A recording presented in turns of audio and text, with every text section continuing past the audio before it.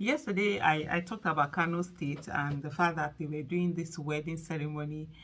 The news, this thing that at that time was about 300 couples, but I think some other news outlets are saying they're even up to 1,700. So maybe those 300 were that they all occurred in all the 44 local governments. So that 300 might have been just one local government or the one that happened in Kano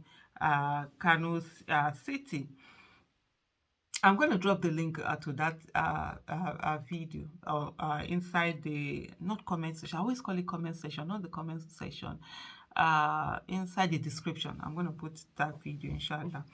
So now what we are seeing here, let me just do that. That Senate begins hearing of bill to fine Nigerians 50,000 naira for failing to send children to school.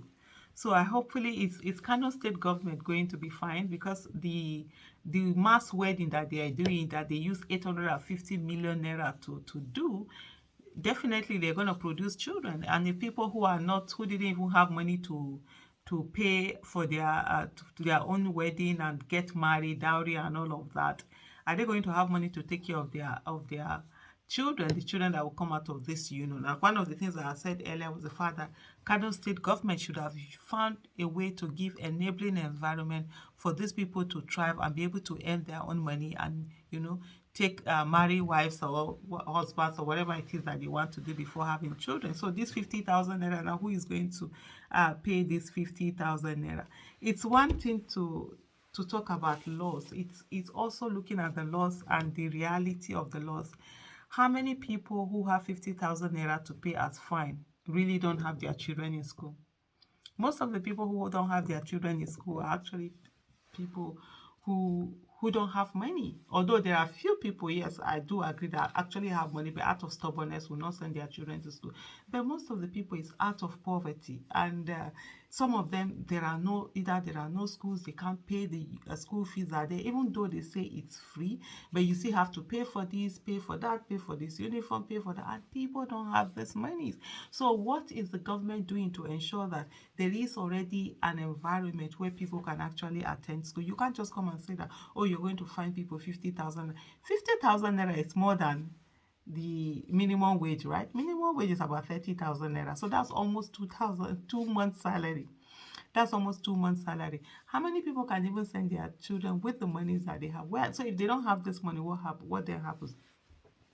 I would have thought, instead of all of these palliatives, whatever that government keep trying to do, is to say, how do we ensure that we begin to bridge this education gap that we have, literacy gap and all of that? Because we really have a lot of our citizens who are not educated. Even those who are in school, they are not getting good quality education. Unfortunately, in Nigeria, access to good quality education is dependent on the economic status of one's family. So if you're born rich, then you're more likely to have good quality education. And if you're born poor, you're more likely not to have good quality education, irrespective of how brilliant you are. Even if you're a genius, if you're born poor, you might either not get that education or not, or even when you get to school, you don't get good quality education. And that affects one, because the real learning actually is early years of learning. That's where the real learning takes place. Nursery, primary, secondary school, that's where the real learning takes place, not in university, because basically university is for specialization.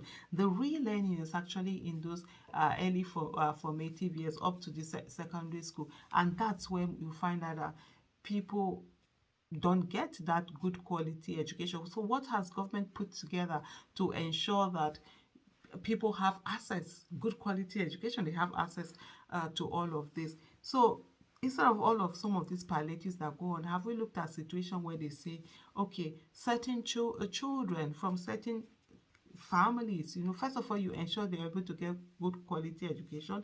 Ensure when they get to school, even if it means doing this conditional transfer, cash transfer they do, why don't you attach it to children?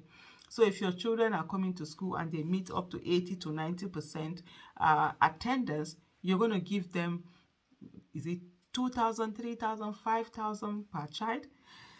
That in a way can encourage people to actually send their children to school, especially those who already don't send their children to school. Those, because most of the people who don't send their children to school are actually people from the poor families, and the easiest way to break the shackles of poverty is actually through education. And as long as you deny people that right to that education, we're going to have more and more population of people who are uneducated, and when people are not educated, it becomes a burden for the nation. But hey, our National Assembly and everything, they're just sitting down there always passing their laws and everything. Meanwhile, I think I saw another news report where they said they have broadcast, whether it's the House of Rep members. I'll check it more if I'm able to confirm, see that and see what that is all about.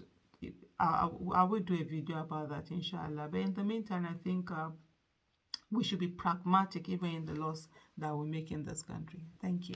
Bye bye.